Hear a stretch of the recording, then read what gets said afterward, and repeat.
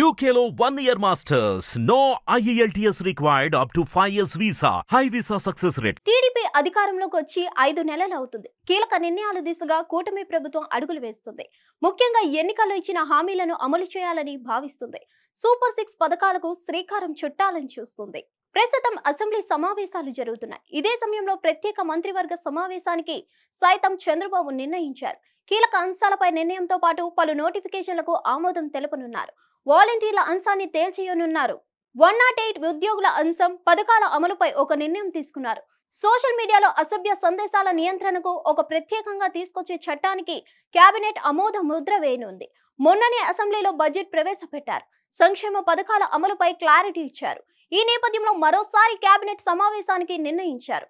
ఈ నెల 18న నిర్వహించాలని డిసైడ్ అయ్యారు. ఈ నెల 22 వరకు అసెంబ్లీ కొనసాగనున్న నేపథ్యంలో సభలో ఆమోదించాల్సిన బిల్లులపై ఒక నిర్ణయం తీసుకున్నారు.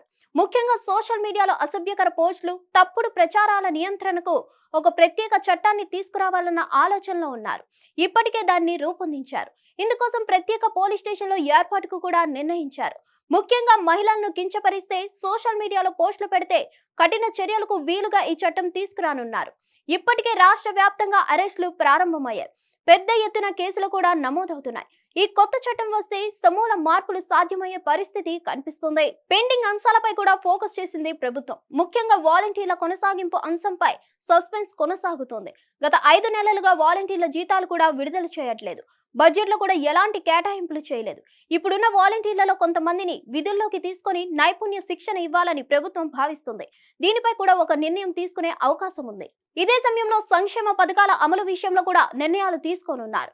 అన్నదాత సుఖీభవ పథకం కింద రైతులకు 20,000 నగదు సాయం, తల్లికి వందనం పథకం విషయంలో కూడా ఏదో ఒక నిర్ణయం తీసుకోవాల్సిన అనివార్య పరిస్థితి.